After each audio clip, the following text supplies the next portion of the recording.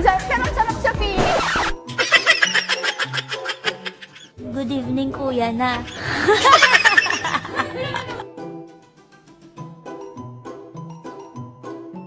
Okay, next, we have our push-up. So, bigyan ko kayo ng option. So, first, the standard push-up. Yun, good job. Nako! Okay. Medyo challenging to para sa akin, nakakasamba kayo. Pero ang sarap sa feeling.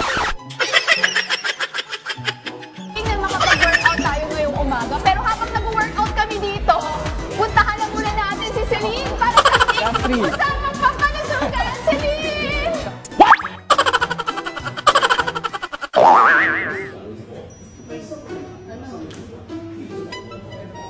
B. Good evening, kuya na. Meanwhile,